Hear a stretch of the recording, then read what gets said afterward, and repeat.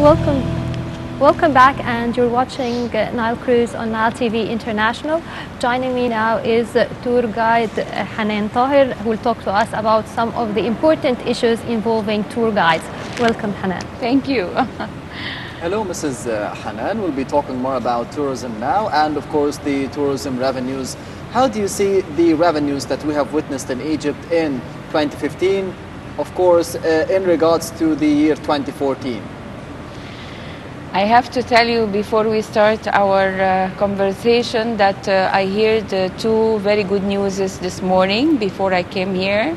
And one of them actually, it was, you know that for a very long time, maybe for years, the British charters to Luxor, they had been stopped. And today, just in the morning, I hear that they are back from Heathrow Airport especially.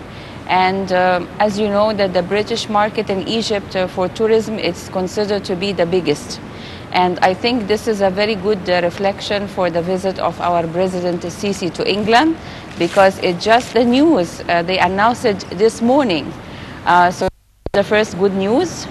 The second good news that this morning as well, I hear that at the international airport of Sharm el-Sheikh, they received this morning about 3,500 tourists from Russia and about 1,800 from Britain or from England. So I think this is a very good sign that the visit of our President Sisi affected very much tourism to come back to Egypt, especially from the British market, and nothing really bad from this side. Every news is coming from Britain. Since he visited England 2 days ago, it's going very positive and very good. Yes. Yes. Well, Mrs. Hanan, I'd like to ask you, are you involved in any of the tourism promotion campaigns like This is Egypt, which is of the tour guides are involved in? Definitely yes. Definitely yes. I attended also the very, very big festival. I consider it as a festival, not party, for Yanni in the Pyramids area. And we were holding the sign for This is Egypt in front of the pyramids, and we took many of the photographs there. And I was a member of the International Day of Tourism that was with our Minister of Tourism, Hisham Zazua. This was maybe 2 weeks ago, not long. And he announced the campaign of This is Egypt, and we were all encouraging him to do that. And we said we are supporting. And we started a day after actually our meeting with our Minister of Tourism, that even in our Facebook and social media to put some photographs for the best locations and sightseeing in Egypt, and to send it not just in the local market in Egypt, but international to our friends from all over the world. And I think we had many of our friends in America, in Canada, in Europe. They took our photographs and they put it in their social media, so it's spread and it's going all over the world. It's going more and more every day. Yes, so of course we support him in that. Hanan Taher will be talking more about This is Egypt and the hashtag, and of course the promotions regarding Egypt in the future. We'll be going out for a quick break, and we'll be right back again with you with the Nile Cruise.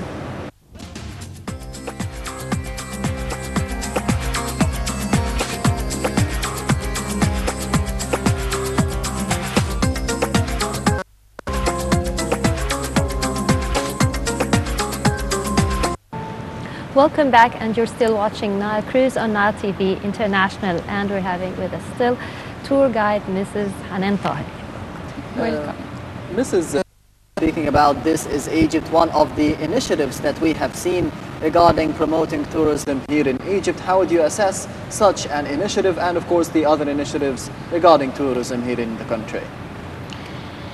I have to tell you that Egypt will never, or the Egyptian tourism will never die. This is what all the people working in the field of tourism say. Maybe it stops for a while, maybe it slows down for a while, but it never dies. Egypt will be always in the mind of the tourists all over the world, the pyramids and the temples and the weather and the river Nile.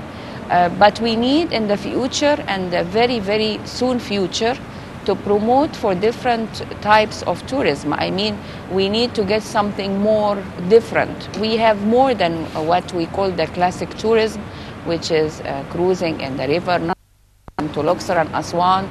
This is perfect, but we have more than that. We have beautiful oases, we have beautiful desert, we have beautiful beaches.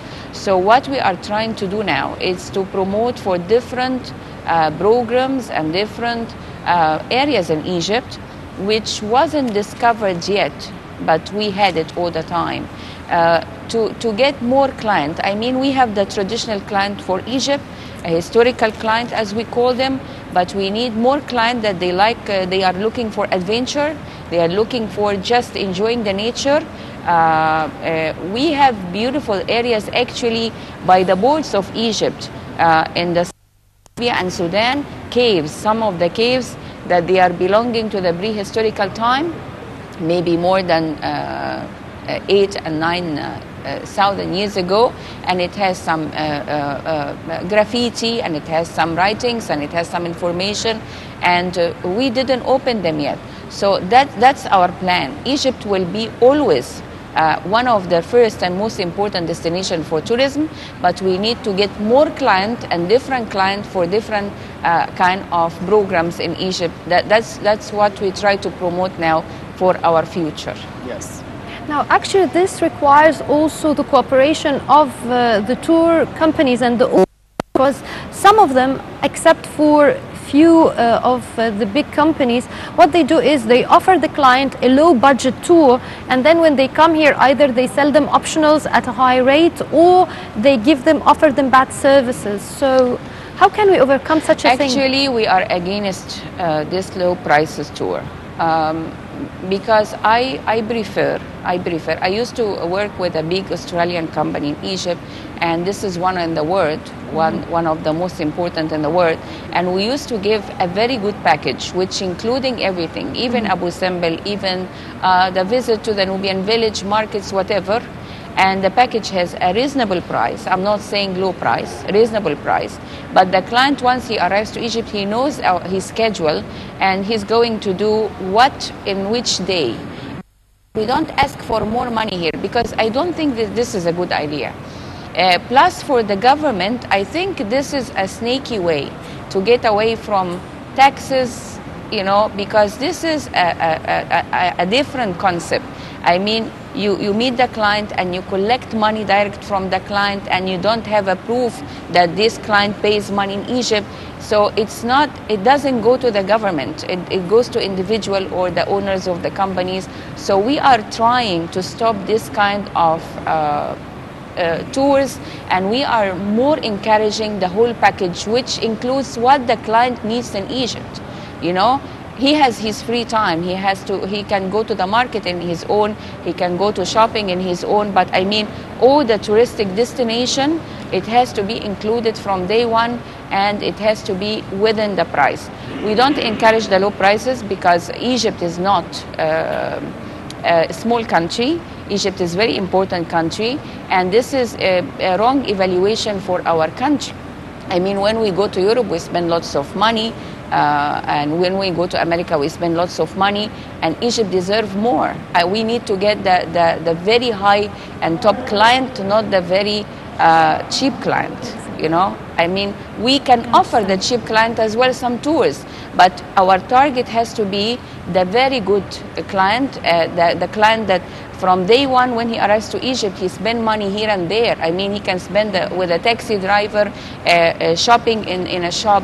This is a circle of economy. It's not just for the tour itself. Yes, what about the other main problems that are facing tourism and tour guides, to be specific, here in Egypt? The vendors, you know, in the touristic areas, the first and main problem, actually, it was the vendors. They are selling the stuff everywhere. We are not against them, of course, you know, but we are against this kind of they have to be under control by someone, the prices and the quality and their image and the way they are dealing with a client. I mean, in the pyramids area, for example, how many vendors are there? The number of the vendors, sometimes they are more than the number of the tourists visiting the area. Yes. So you will find that each tourist is followed by 10 vendors. So the tourist will never enjoy his free time. He is coming and pay lots of money to enjoy the pyramids and to walk around and to get the atmosphere of the area. And they are not going to be able to do that as long as these vendors are here and there running after them. So this is the main problem. The second problem is we need an international company, I'm not shy to say that, to clean the touristic area. We have a problem on the way to the pyramids. You will see the rubbish everywhere. Now, if you go to the Egyptian Museum, look and see how the dust is everywhere covering the statues. And so we need just to be more careful about our monuments, to handle by a big company, international company, because our monuments, it's historical and it's international. It's not just belonging to us, it's belonging to the world. And the second thing is just to control this kind of vendors spreading everywhere in front of the temples. Do you know that last year I had a small group of tourists. We were in the Valley of the Kings in Luxor, and believe it or not, while I was inside the tomb, one of the tombs of the Valley of the Kings, showing them the scenes and the hieroglyphic and so on, we were followed by the vendors inside the tomb. So who allowed them to do that? We need just a little bit more control and everything will be perfect. So that's indeed one of the problems, but isn't also the silent guide another thing, where the foreign tour guide would come, explain, and he's just hiring the Egyptians just to stand still there, and then we lose our image totally? Definitely, and God knows what they are saying about Egypt as well. Definitely, yes. But this is a mistake because they had a kind of permission to do that. And this kind of permission shouldn't exist from the beginning. I mean, they have a permission to be the tour leader. I mean, he's explaining in his language. First of all, I have to tell you that our guides in Egypt, they speak all the languages, even the very rare language. We have guides speak Chinese, and we have guides speak even Korean, even Japanese. So we don't need these two leaders, or as we call them, to lead us to do the job of the guide. The second thing, this person, the Egyptian guide from his country, he knows more about the history. Problem that you don't explain just about the history. You go for culture. You go for the daily life aspects. You go for the family life, you know, all the details, the politics. Sometimes we discuss, you know, how it is going in Egypt and the politics and the parliament, and who knows about all the details except for one from the same country. So this is horrible. And unfortunately, I had some Italian language as well, and I heard some Italian tour leaders. Although we had lots of Italian guides in Egypt, he speaks about Egypt in a very bad way to his Italian guests, thinking that we don't understand his language, you know. And we took a reaction, of course, but I mean, it was horrible, because what he's saying, as long as you don't understand the language, you will never know what's going on, and this bad impression and image go back to their country through these people visiting our country. But I have to tell you as well, good news, because I forgot. I was invited in Mina House Hotel maybe a week ago to a very big event. And actually, maybe it wasn't covered enough by our media, but we had international media. We had a group of French people in Egypt now, scholars from France, and they are going to do very, very soon with our Minister of Tourism, Hisham Zazoua, something that we call scanning the pyramids with a 3D. And this is to discover all the secrets and all the rooms and all the channel. They tried this before the 25th January revolution, but it stopped because of the revolution. And now they are back with a very, very high technology, and they are doing this very, very soon in Egypt. And I think this will attract more people to come to discover what will happen and what we will discover in the pyramid. I was really happy, and I told the minister, thank you for his activity, because he's coming with really a big challenge. He wants to do something different, and the French were very, what we call, very proud that they are doing this in Egypt. And I just him, Minister, please, we need more international media to cover this event, because it's considered to be international. It's not local event, you know, because I found some of the media from Egypt, very few from all over the world, international media. So I said, if you cover it with international media, you will never believe how many thousands of tourists will come just to watch scanning the pyramids, which is one of the 7 wonders of the ancient world. Yes. So this is good news as well. Yes, I've attended that conference. I was covering it for Nile TV, and actually there is a Japanese team, a French team, and a Canadian team, and they'll be using 3 methods. They'll be using the infrared, they'll be using a type of thermal heat type, as well as they will be also doing the 3D. This Yes, is very yeah. true, and I'm very proud. Yeah. And I'm very proud, because we started activities again, and especially in the area of the pyramids. And this was followed by this party of Yani in the pyramids. So imagine the reaction of the world is really great. So I was there, and I was really proud to see nationalities. You know, of course, the Egyptians enjoyed, and of course, I'm happy to see going to this party. But I was more happy to see foreigners coming, especially for the party in the pyramids, because to be honest, this is our target for the tourism in Egypt. Yes, Mrs. Hanan Taher, the tour guide, thank you very much for being with us today on Nile Cruise. Thank you very much. Thank you. Well, now it's time to enjoy a report about the inauguration ceremony of the Arab Music Festival.